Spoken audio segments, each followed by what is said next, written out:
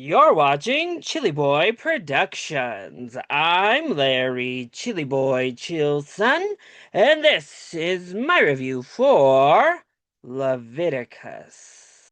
Now, before we jump into this review, make sure to go ahead and click that subscribe button down below so that you can chill with me on each and every one of my latest videos.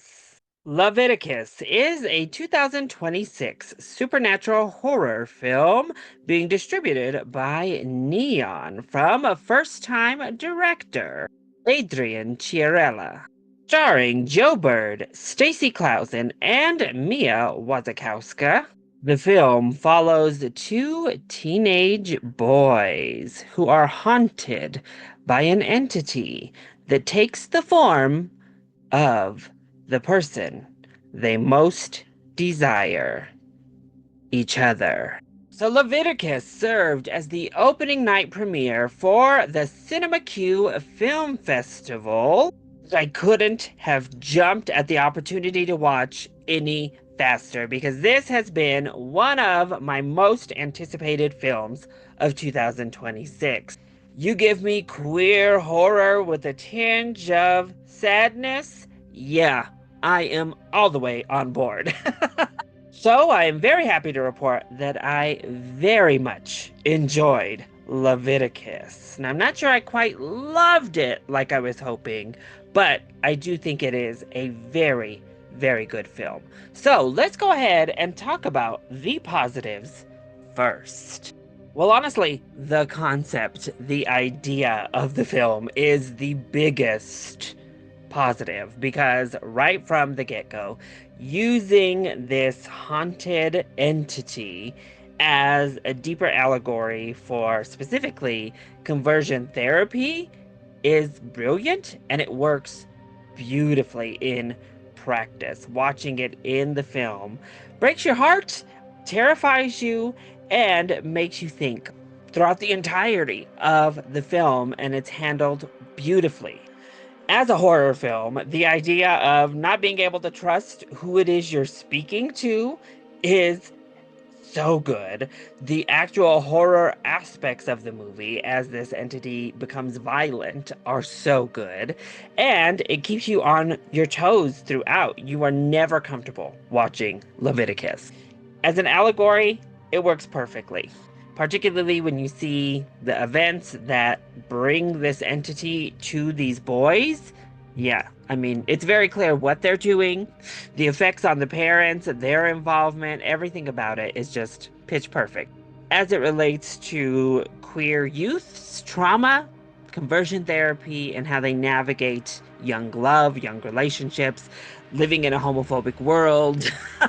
And then as a teenage coming of age style romance, it works mostly because of our two lead actors. I actually think this aspect is maybe the weakest part of the film by and large, but our two actors are so good. Oh my gosh. First of all, Joe Bird, I've only known from Talk to Me previously, another Australian horror film that I loved, and he's great in this film as well. He has such an expressive face and feels extremely earnest. But Stacy Clausen arguably steals the show because he's given a wide range to do. He's effortlessly charming, obviously very adorable, handsome. You can see why the little gay boys of this town would be falling head over heels for him.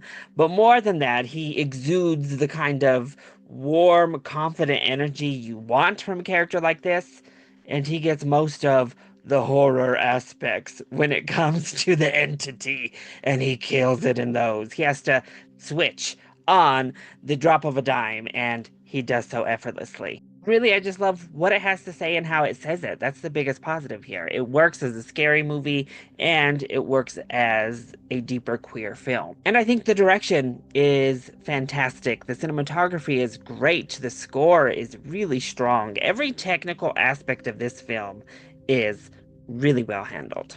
So then, what doesn't work so well when it comes to Leviticus? Well, I mentioned it in my positives, and I think it has to do with the kind of budding love story, the little romance happening between these two young boys. In some aspects, it works really well. We get like this really steamy, saucy scene on a bus.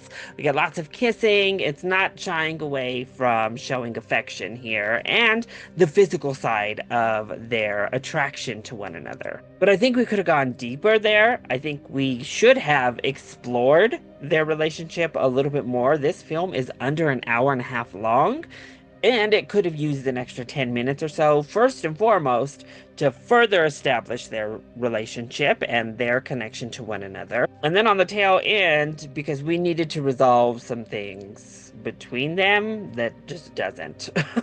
And in all of this, the catalyst that sets this entire thing in motion between these two boys, I think is unnecessary. I think it's just an added bit of drama that this story particularly did not need. And honestly, I think the story itself would have been stronger if that catalyst happened more organically rather than a character making a not great choice, if you will. A choice that was very unnecessary. And as I said, I think actually the story would have been stronger without that. Just remove it, focus more on these boys, their bond together, their budding relationship, and it makes that ending hit so much harder if you just remove this catalyst to the overall conflict. I don't want to say much more, don't want to spoil, but once you've seen the film, I hope you'll understand what I'm alluding to here. But as it is, I loved that ending. Oh, it hits like a gut punch, but also lined with a tinge of hope in a way that perfectly kind of sums up this type of queer experience. An experience of going through something like conversion therapy, of being outcast by your family, of having to fight to just exist as you are unapologetically. This film beautifully captures that kind of lasting trauma, that kind of persisting horror, but outlined with hope and optimism. So overall, I really, really enjoyed Leviticus. I'm excited to actually watch this film again, but to really hone in, dissect what's happening here, and sink my teeth into this wonderful horror story that's going to hit home for many. So if you're looking for a little bit of horror to go along with your Pride Month celebrations, Leviticus does hit theaters this month, June 19th, and I think it's definitely one to watch for queer horror fans. And if you're just a horror fan in general, make sure you're there opening weekend for Leviticus. So that was my review for Leviticus. I hope you enjoyed it. If you did, go ahead, click that like button down below and subscribe to the channel so that you are always up to date on all of my latest videos. And make sure to join in on the discussion. Are you hyped to see Leviticus? Let me know either in that comment section down below, or you can hit me up over on Twitter and Blue Sky. I love you all so much for your continued support. Mwah! Thank you for watching, and we'll see you next time. Bye.